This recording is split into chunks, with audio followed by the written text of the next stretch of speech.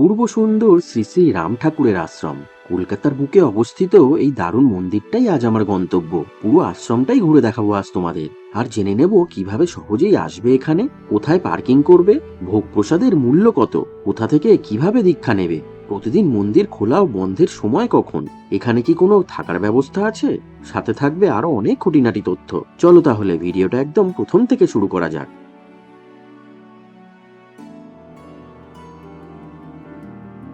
শ্রী শ্রী রাম ঠাকুরের আশ্রমটি অবস্থিত দক্ষিণ কলকাতার বাঘাযতীনে। যাওয়াটাও খুবই সহজ। শিয়ালদা সাউথ থেকে মাঝেরহাট ও বজবজ এই দুটি লোকাল বাদ দিয়ে যে কোনো লোকালে করে মাত্র 15 মিনিটেই চলে আসা যায় এই বাঘাযতীন স্টেশনে। তারপর বেরোতে হবে 1 নম্বর প্ল্যাটফর্মের দিক থেকে। সামনের এটা হলো বাঘাযতীন স্টেশন রোড। ওই যে দেখো ট্রেনের টিকিট কাউন্টার দেখা যাচ্ছে, এর ঠিক পাশের সিঁড়ি দিয়েই নিচে নেমে যেতে হবে। এখান থেকে ডান দিকে সোজা হেঁটে যেতে হবে 10 থেকে 12 মিনিট। এছাড়া এখান থেকে রিক্সাও পেয়ে যাবে আশ্রম যাওয়ার জন্য, ভাড়া 15 টাকা মাথা পিছু, সময় লাগবে মাত্র 5 মিনিট। আর বাসে করে আসতে চাইলে হাওড়া থেকে ধরতে হবে 17B অথবা S135 নম্বর বাস, আর নামতে হবে বাঘাযতীন 4 মাথার মোড়ে। তারপর জাস্ট 3-4 মিনিট হাঁটা পথ। স্টেশন থেকে মাত্র 10-15 মিনিট হেঁটেই চলে এলাম আজকে আমার গন্তব্য শ্রী শ্রী সত্যনারায়ণ রাম ঠাকুর সেবাশ্রম। এটাই মন্দিরে ঢোকার তোরণ। তোরণের ওপরে বিরাজমান গরুর দেবতা। এছাড়া বিল্ডিং এর ওপরে লেখা আছে সত্য সেবা নিকেতন, দাতব্য স্বাস্থ্য পরিষেবা কেন্দ্র। হ্যাঁ, এই আশ্রমের মধ্যে ডক্টর চেম্বারও আছে, সেটার ডিটেলস একটু বাদেই বলছি। ফেরার সময় একদম এই তোরণের সামনে থেকেই রিক্সা পেয়ে যাবে রেলওয়ে স্টেশন যাওয়ার জন্য। আর এখান থেকে নিয়ারেস্ট মেট্রো স্টেশনটি হলো ব্লু লাইনের গীতাঞ্জলি মেট্রো স্টেশন। চলো এবার ভেতরে ঢোকা যাক। তরুণটির থেকে ভিতরে ঢুকেই ডান দিকে প্রথমে আছে হোমিওপ্যাথি চিকিৎসালয় এবং তার পাশে আছে অ্যালোপ্যাথি স্বাস্থ্য পরিষেবা। রবিবারটা বাদ দিয়ে প্রতিদিনই এখানে অনেক ধরনের ডাক্তার বসেন। স্ক্রিনটা একটু পজ করে দেখে নিও কোন দিন কোন ডাক্তার বসে, সবকিছুই লেখা আছে এখানে। তবে ডক্টর দেখানোর জন্য আগে থেকে নাম লেখানোটা বাধ্যতামূলক দুপুর 1টায়। এবং এখানে কিন্তু বিনামূল্যে ওষুধও দেওয়া হয় রবিবার বাদ দিয়ে প্রতিদিনই দুপুর 3টে থেকে 4:30 অবধি। এই যে এখান থেকে ঢুকেই দোতলায় আছে ডক্টর চেম্বার এবং ডাক্তারের ফি হলো মাত্র 20 টাকা। শুধুমাত্র প্রথমবার ডাক্তার দেখানোর সময় রেজিস্ট্রেশন ফি বাবদ 70 টাকা দিতে হয়। আর হ্যাঁ, এখানে কিন্তু একটা কথা পরিষ্কার লেখা আছে, ডাক্তার সবার জন্য, তবে ওষুধ শুধুমাত্র দুস্থদের জন্য। পাশেই আছে বেশ বড় একটা পার্কিং এরিয়া, তাই কার বা বাইক নিয়ে আসলেও পার্কিং করতে কোনোই অসুবিধা হবে না এবং এখানে পার্কিং এর জন্য কোনো টাকাও লাগে না। পার্কিং এর পরেই রয়েছে মূল মন্দিরের গেট। গেট থেকে ঢুকেই বাঁদিকে আছে বই ঘর, মানে এখানে রাম ঠাকুরের বিভিন্ন বই ও ফটো পাওয়া যায়। আর ঠিক তার উল্টো দিকেই আছে বিনামূল্যে জুতো রাখার জায়গা। তবে এই জুতো রাখার ঘরটি কিন্তু প্রতিদিন সকাল 9টা থেকে দুপুর 1:30 অবধি খোলা থাকে।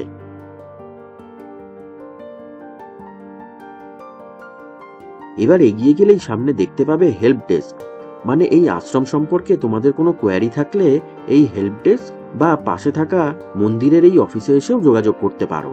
এই আশ্রমে বিভিন্ন অনুষ্ঠানে যেমন উপনয়ন, অন্নপ্রাশন, বাৎসরিক ক্রিয়া, শ্রাদ্ধের কাজের জন্য ঘর ভাড়ারও ব্যবস্থা আছে।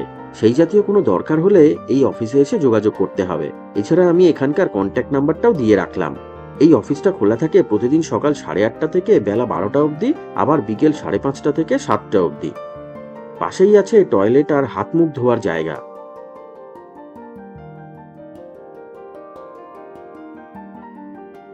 এই আশ্রমের মূল গর্ভগৃহটি দোতলায় অবস্থিত, দেখাবো একটু পরেই। তার আগে নিচটা একটু ভালো করে ঘুরে দেখি।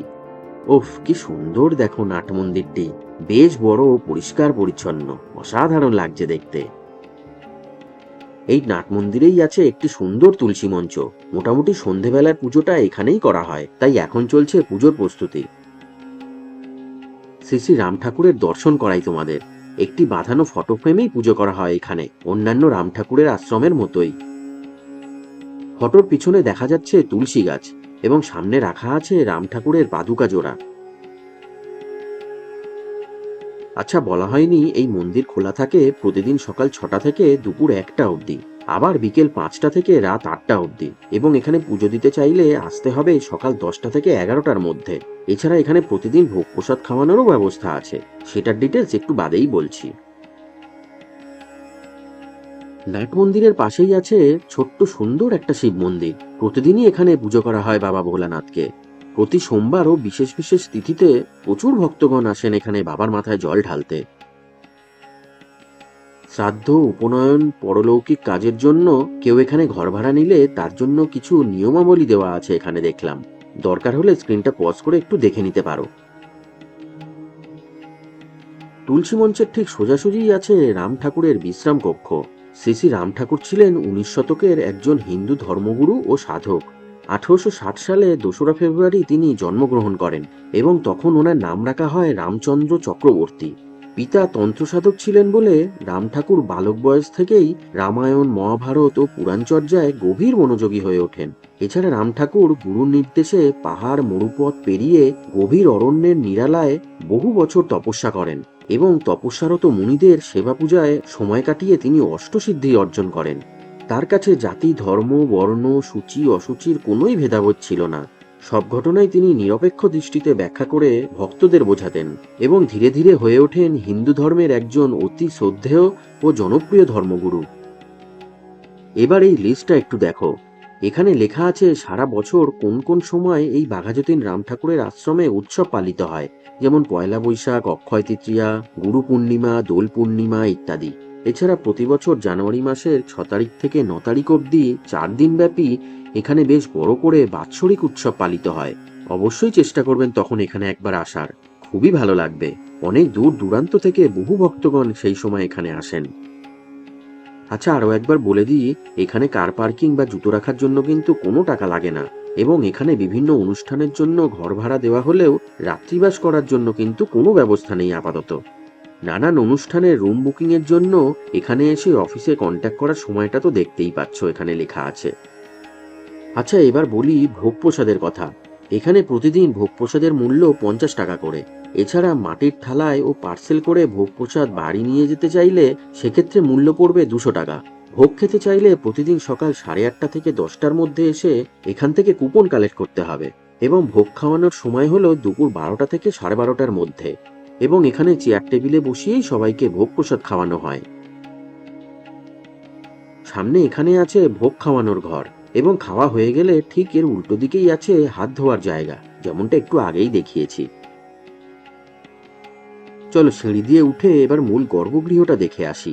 এখানে একটু বলে রাখি, শ্রী শ্রী রাম ঠাকুরের নির্দেশে বাংলাদেশের চট্টগ্রামে 1930 সালে কৈবল্যধাম আশ্রম এবং 1942 সালে দক্ষিণ কলকাতার যাদবপুরে কৈবল্যধাম আশ্রম তৈরি হয়। বাঘাযতীনের এই আশ্রম থেকে যাদবপুরের সেই কৈবল্যধাম রাম ঠাকুরের আশ্রমটি মাত্র 2 কিলোমিটার দূরে অবস্থিত। ওটাও একটা অপূর্ব সুন্দর আশ্রম, আছে থাকারও ব্যবস্থা। যাদবপুরের সেই কৈবল্যধামের যাবতীয় তথ্য দিয়ে অলরেডি একটা ভিডিও করেছি, ইচ্ছা হলে দেখে নিতে পারো, নিচে ডেসক্রিপশন বক্সে সেই ভিডিওটা লিংক দিয়ে রাখলাম। এটাই মূল গর্ভগৃহ। প্রতিদিন সকালে এখানেই পুজো করা হয়। সকাল 10টা থেকে 11টার মধ্যে আসলে আপনারাও এখানে পুজো দিতে পারবেন। আচ্ছা, বলা হয়নি এই বাঘাযতীন আশ্রম থেকে কেউ চাইলে রাম ঠাকুরের দীক্ষাও নিতে পারে। প্রায় প্রতি মাসেই একটি নির্দিষ্ট দিন ধার্য করা হয় দীক্ষা দেওয়ার জন্য এবং দীক্ষা নিতে কোনো আলাদা করে টাকা লাগে না। এই বিষয়ে আরো বিস্তারিত তথ্যের জন্য আমি এখানকার অফিসের কন্ট্যাক্ট নাম্বারটা দিয়ে রাখলাম, প্রয়োজন হলে কন্ট্যাক্ট করে নিতে পারেন। আচ্ছা, এবার এই দিকটা একটু দেখো। গর্ভগৃহের ঠিক পিছনের দিকেই আছে শ্রী রাম ঠাকুরের শয়ন কক্ষ, ভীষণ সুন্দর। তবে এদিকটায় অনেকেই আসতে ভুলে যায়, তাই এই আশ্রমে আসলে অবশ্যই গর্ভগৃহের পিছন দিকে এই শয়ন কক্ষটি অবশ্যই একবার দেখে যাবেন। খুবই সুন্দর করে সাজানো এটি। আছে রাম ঠাকুরের একটি ফটো ও উনার পাদুকা জোড়া। তবে একটা জিনিস আজও আমার কাছে অজানা, রাম ঠাকুরের কোনো আশ্রমেই রাম ঠাকুরের কোনো মূর্তি কেন নেই? কেন শুধুমাত্র সব জায়গাতে বাঁধানো ফটোতেই পুজো করা হয় শ্রী শ্রী রাম ঠাকুরকে? তোমরা যদি কেউ এই ব্যাপারে জেনে থাকো তাহলে অবশ্যই একটু কমেন্ট করে জানিও। আচ্ছা, একটু দেখিয়ে রাখি, এই তুলসী মঞ্চের উপরেই আছে নানান অনুষ্ঠানের ঘর ভাড়া দেওয়ার রুমগুলো। প্রায় 10-12টা রুম আছে এখানে এবং উপরে ওঠার জন্য লিফটেরও ব্যবস্থা আছে। এখন সন্ধে হয়ে গেছে বলে বিল্ডিংটা তোমাদের ঠিকমতো দেখাতে পারলাম না। সন্ধেবেলা দেখলাম পুজোর প্রসাদও বিতরণ করা হচ্ছে। আমিও পেয়ে গেলাম একটু প্রসাদ। জয় রাম, জয় শ্রী রাম ঠাকুরের জয়। বাইরে থেকেও মন্দিরটি দেখতে বেশ সুন্দর। একদম মেন রোডের পাশে হওয়া সত্ত্বেও আশ্রমের ভিতরের পরিবেশ বেশ শান্ত ও নিরিবিলি। তা তোমরা কি কখনো এসেছো এই মন্দির তথা রাম ঠাকুরের আশ্রমে? কমেন্ট করে জানিও। আমার এই ভিডিওটা যদি তোমাদের একটুও ভালো লেগে থাকে তাহলে একটা লাইক করে দিও আর শেয়ার করে দিও চেনা জানা কিছু মানুষের সাথে। আর আজ ফার্স্ট টাইম যারা আমার ভিডিও দেখছো তারা তো আশা করি এতক্ষণ এই চ্যানেলটাকে সাবস্ক্রাইব করেই নিয়েছো। জয়রাম বলে ভিডিওটা তাহলে এখানেই শেষ করলাম। আজকের মতন টাটা।